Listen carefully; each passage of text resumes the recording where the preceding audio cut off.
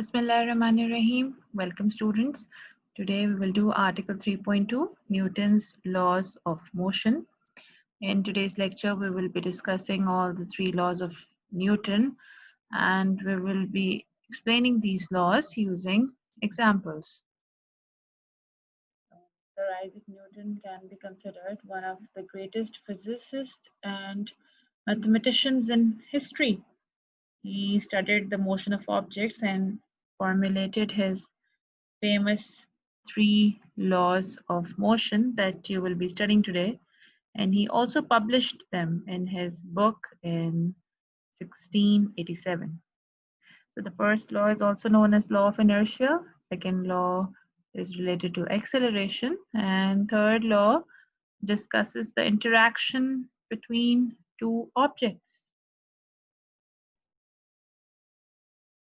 Newton's first law of motion, a body continues its state of rest or of uniform motion in a straight line, provided no net force acts on it. The first law tells us three things. Firstly, an object at rest will remain at rest. Secondly, a moving object will keep on moving forever. Third, force is required to change the state of an object. However, in the absence of force, the body at rest will remain at rest and body in motion will continue its motion in a straight line. First law of motion is also known as law of inertia. We already know inertia of a body is its property due to which it resists any change in its state of rest or motion. So it's pretty much same what the first law of motion states. That is why we say first law of motion is called law of inertia. Now let's see an example. You can see different pictures below. A football is on the ground.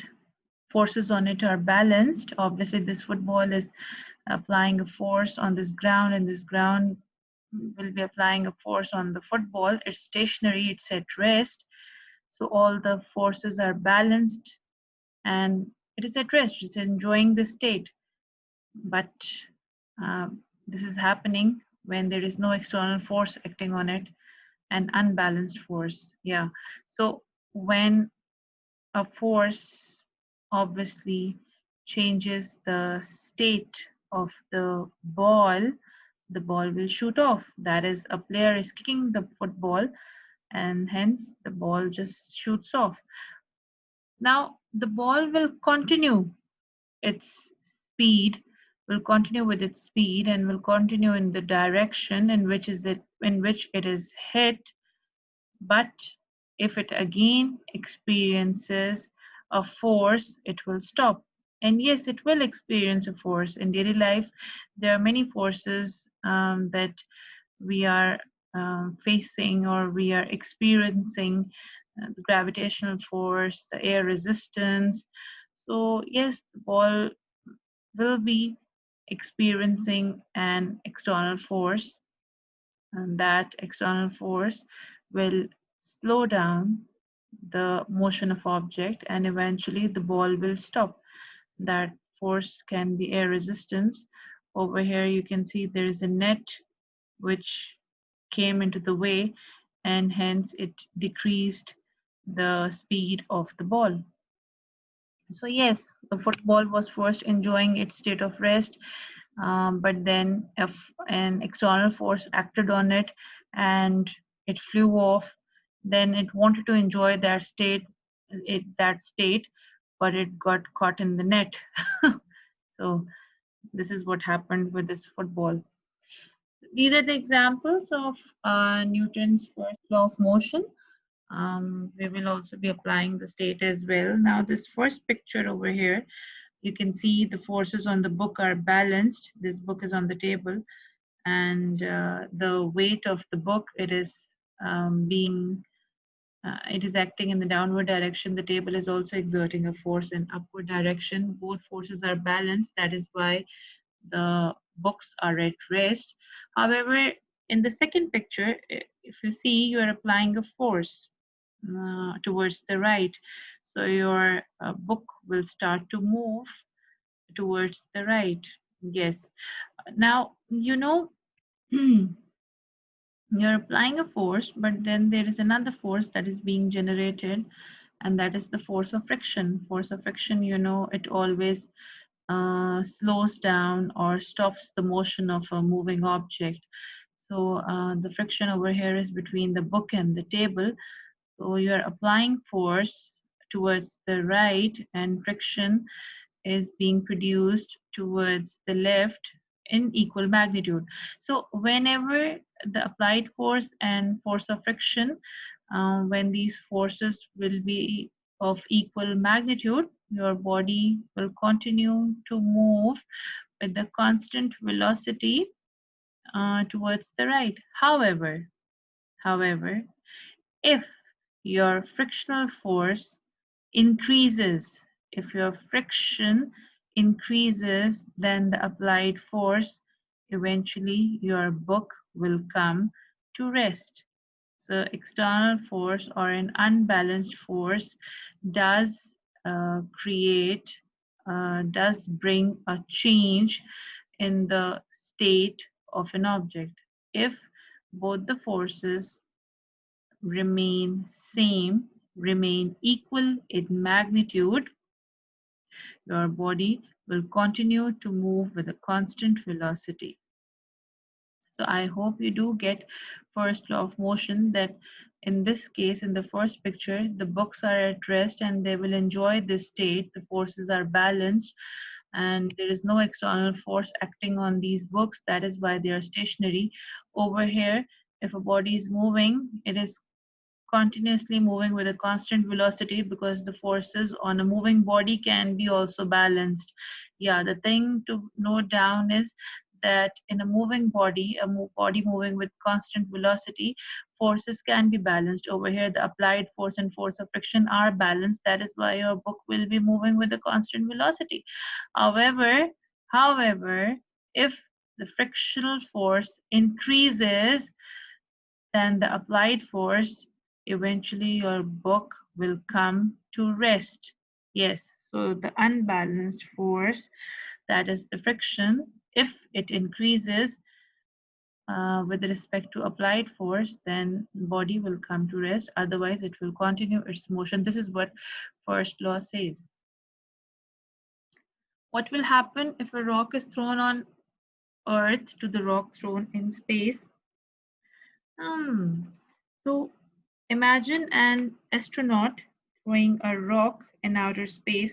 Now, in space there is no gravity, and since there is no air, obviously your rock is not going to face any air resistance as well. So no gravity, no air resistance. It means if the astronaut will throw the rock, it will travel in a straight line at constant speed. Now, this is something that we cannot experience on Earth, because if we will throw a rock, the rock will eventually come to the ground because of the Earth's gravity acting on it. The Earth's gravity will be acting on that rock and it will be coming back to the Earth. So Newton's first law describes the behavior of objects when there is no force acting on them. These are the important points of first law of motion. Forces are balanced, resultant force is zero. Yes, we saw that example of book, forces were balanced and resultant force was zero. Acceleration is zero. Obviously, when body is not moving or it is moving with constant velocity, then acceleration is going to be zero. For acceleration to occur, we did in previous lectures, it is necessary that there should be a change in magnitude of velocity. Yeah, the body should either speed up or slow down, or there should be a change in direction or change in magnitude and direction, both. So you already know that acceleration only exists if there is a change in magnitude, there is a change in direction, or both. But since your body is at rest, so there is no change in magnitude and obviously in direction. And in case of constant velocity, again, the body is moving with a constant velocity. It's neither speeding up nor slowing down. So there is going to be no acceleration. That is why acceleration is going to be zero. So this is the important point to note down. And then when acceleration is zero, again, this point I'm repeating again, means object is at rest or remains in motion with constant velocity.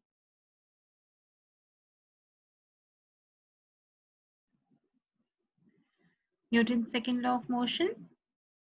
When a net force acts on a body, it produces acceleration in the body in the direction of net force. The magnitude of this acceleration is directly proportional to the net force acting on the body and inversely to its mass. So the Newton's second law tells us that when a force acts on an object, the object will either speed up or slow down. And force will be directly proportional to acceleration. You will apply more force, more acceleration will be produced. You will apply less force, and obviously less a body will accelerate. However, acceleration also depends upon mass. Now you can see two pictures over here. This is a bigger mass, 300 kilograms. This is a smaller mass, 30 kilogram. So obviously 300 kilogram, you will be requiring a greater amount of force. You will apply more force to this big mass and a little amount of acceleration will be produced.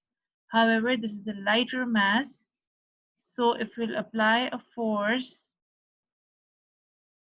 to this little mass, acceleration produced will be greater in comparison to this heavier mass. So three things to remember. When force will be applied, acceleration will be produced. And force will be, if force applied is greater, acceleration produced will be greater. But it depends upon mass. If the body is massive, less acceleration will be produced when greater force is applied. And if body is lighter, then a small amount of force can produce a greater amount of acceleration.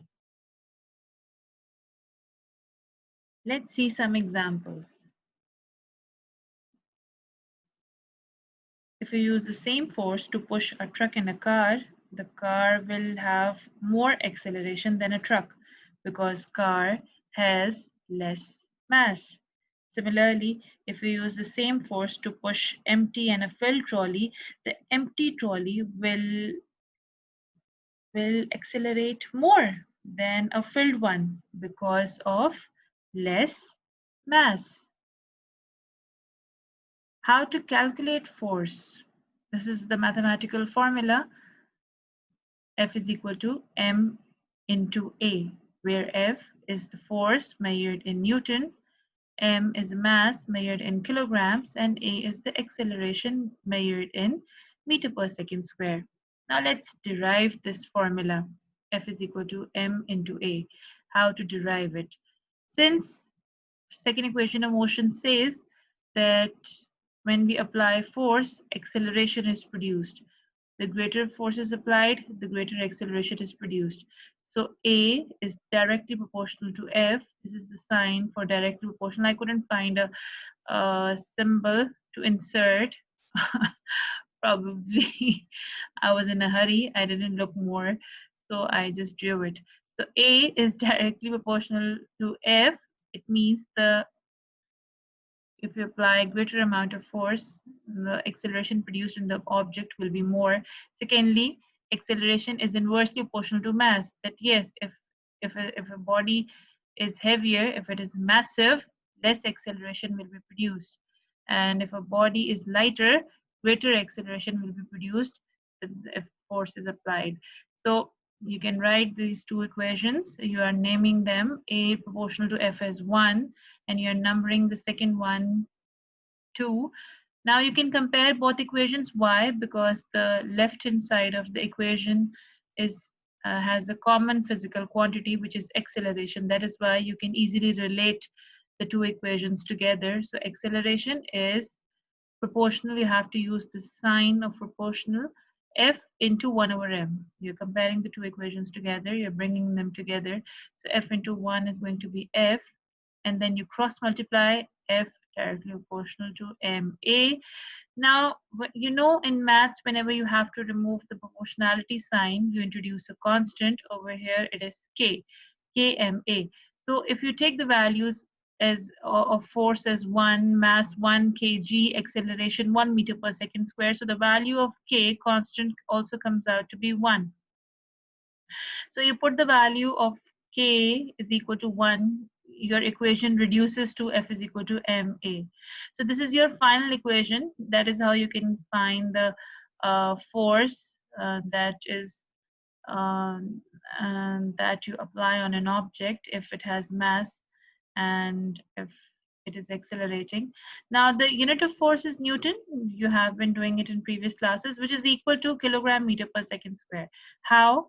This kilogram comes from mass, because you know the unit of mass is kilogram. Acceleration, the unit of acceleration is meter per second square. So you combine the two units together, and because of this formula, so it's Newton is equal to, 1 Newton is equal to 1 kilogram into 1 meter per second square. So Newton is equal to kilogram meter per second square. Now, how can you define it? It's very simple. You just write the physical quantity and you write its units, and you can easily define a Newton. Force is equal to 1 Newton when it produces an acceleration of 1 meter per second square in a body of mass 1 kg. So you first take force, then Newton, then acceleration, then its unit, then mass, and then kilogram. It's pretty easy. You don't need to, I guess it's pretty easy. You can easily memorize it. Force is equal to 1 Newton when it produces an acceleration of 1 meter per second square in a body of mass 1 kg. This is your book definition. It also means the same. 1 Newton is a force that produces acceleration of 1 meter per second square in a body of mass 1 kg. So what does F is equal to ma really mean? We need to know about it. Yeah, what is it mean? If you double the mass and acceleration, okay, now let's see, you need to understand this equation. If you're doubling the mass and the acceleration, then what is the value of force? Value of force you have to find. So you're putting m is equal to 2m, because mass value is not given. They have just said that you have to double the mass, and then the acceleration, both physical quantities. So a you're going to use as 2a. So what is the value of force? What is the new force that you will have? Because originally the value of force is F is equal to ma. This is your original equation. So what is your new force going to be when your mass is doubled and your acceleration is doubled? That is why you will use F dash. I couldn't you can use F dash, F naught. I just use this sort of symbol. You don't need to get confused about it. You can use F dash as well. You can write F1, F2, or F naught, whatever force, whatever notation you want to use instead of this symbol. So it's F dash, let's suppose it's dash, that is equal to, so since the formula is F is equal to ma, so you just simply put 2m instead of m, and then 2a instead of a, because this is what we are asked to do. So 2 multiplied by 2 is 4ma. Since ma originally is equal to F, you have done this, obviously have derived this formula. So you're just simply going to put this. So the new force, the value of new force is going to be 4 times that of the original one. So basically your new force will be increased 4 times. Yeah, your new forces then increased 4 times. Okay, let's see. What if you decrease the mass by half? What is the value going to be? If you decrease, m is equal to m by 2. They haven't said anything about acceleration, so you're going to use a as it is. Now, originally the formula is F is equal to ma, you're going to put the values. F is equal to m divided by 2, and okay, let me use the brackets as well so you don't get confused with it, and into, okay, and into a. So your answer is going to be F is equal to, now ma, they are in numerator, so ma divided by 2. So ma is actually, okay, you can use a different symbol over here so that you know. Let me use a different symbol. This is the new force, just for, okay. So your answer is going to be F, okay, is equal to, ma is again F original force divided by 2. So you can see if the mass is decreased 2 times, is decreased by half, your force also decreases by half. You can see we just proved it right here. I hope you got the steps. Okay, what does F is equal to m into a really mean?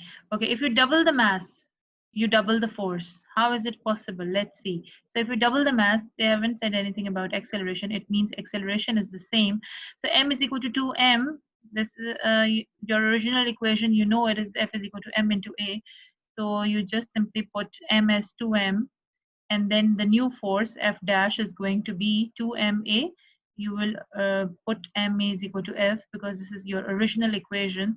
So the new force is going to be 2F. F dash is equal to 2F. So it means if your mass is doubled, your force is doubled. What will happen if you double the acceleration? What will happen to the new force? What will be the new force? Let's do it. Okay, insert the text box so that it gets easier for us to. So if acceleration is doubled, a is equal to, a is equal to 2a. Now mass, they didn't say anything about mass, so it means it's m. You have to find the new force. F dash is equal to, okay, m, and your acceleration is now 2a. You just do F dash is equal to, so it's going to be 2ma. Okay, F is equal to 2F. This F is your original ma equation. So my new force is now doubled. So, okay, so if mass is doubled, force is doubled. And again, if acceleration is doubled and mass is same, your force is also doubled. So, this you should know how to solve it and how to find new force, because in exams, they can ask you if your mass is tripled, then what is your force going to be? And you should know how to do the steps for it. I hope these are easy steps. I'm sure you did get it. Okay, so the important points of second law of motion. The resultant force on an object produces an acceleration. Yes, force produces acceleration, and doubling the force doubles the acceleration. We have done the mathematical calculations for it. And with the same amount of force, doubling the mass halves the acceleration. You know what's the reason? Because the mass is doubled. If you're applying the same force, acceleration reduces, because a heavier mass, if you apply a force, it will produce a little bit of acceleration in it. These are just mathematical calculations. So these are the important points for second law of motion that you have to keep in mind. Newton's third law of motion: to every action, there is always an equal but opposite reaction. So Newton's third law tells us 4 characteristics of forces. Firstly, forces always occur in pairs. These forces are called action force and reaction force. Secondly, the action and reaction are equal in magnitude. Third, action and reaction act opposite to one another. And fourth point, action and reaction act on different bodies. So these are some examples below that we have to discuss in case of third law of motion, and we will be discussing the four characteristics as well in each example. Now let's see the first example. A bat is hitting a ball. So when the ball was approaching, obviously it hit the bat. That was the action it did on the bat. And as a result, the bat hit the ball in forward direction with equal magnitude. So there was an action, there was a reaction. They were obviously having same magnitude. Their direction is opposite. And yes, the both the forces are acting on two different bodies. The action was on the bat, and the reaction was seen on the ball, that the ball flew in away in backward direction. So yes, all the four characteristics are satisfied. This picture is actually obeying Newton's third law of motion. Now let's see this second picture. A bird is flying in the air. Now as the birds push down on the air with their wings, the air pushes their wings up and gives them a lift. So let's see, the size of force on air is equal to the size of force on bird. The direction of force on air, you can see it with the downward arrow, is opposite to the direction of force on bird, which is in upward direction. So action and reaction pair is making it possible for the birds to fly. And as for the object, yes, action is being applied and reaction is being applied on two different bodies. The wings are applying the action on the air, and as a result, the air is applying the reaction on the bird. So these are two different bodies. Let's see what is happening in case of a fish. Now, a fish is moving into the water. It uses its fins to push the water backward, and in return, the water is reacting. How is it reacting? It is pushing the fish forward by propelling the fish, helping the fish to propel through the water. So the size of force of water equals to the size of force on fish, and the direction of force on water, which is backward, is opposite to the direction of force on fish in forward direction. So yes, this picture is also obeying Newton's third law of motion. Let's see some more examples for Newton's third law. Okay, so this is a rocket, rocket propulsion. The reaction of rocket is an application of third law of motion as well. You can see fuel is burned in the engine and it produces hot gases. And these hot gases, they rush out from the end of the rocket. They escape out from the bottom. And as the gases move downward, the rocket moves in opposite direction. Again, the air coming out of the balloon. This is also an example of action and reaction.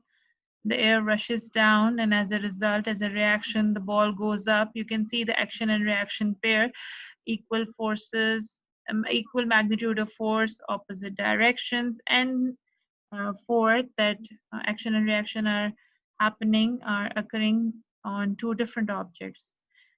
You can see in the third picture, the girl, she's pushing the wall. She's pushing the wall and from her hand in this direction. And as a result, the wall is exerting a force on the girl in forward direction. So obviously, the magnitude with which she's pushing the wall will be the uh, reaction force that will be given by the walls. Action and reaction forces are equal in magnitude, opposite in direction. And yes, the action and reaction are acting on two different bodies. The action is being done on the wall, and the reaction of the wall is on the girl. So action and reaction are acting on two different bodies. Important points to note for third law of motion.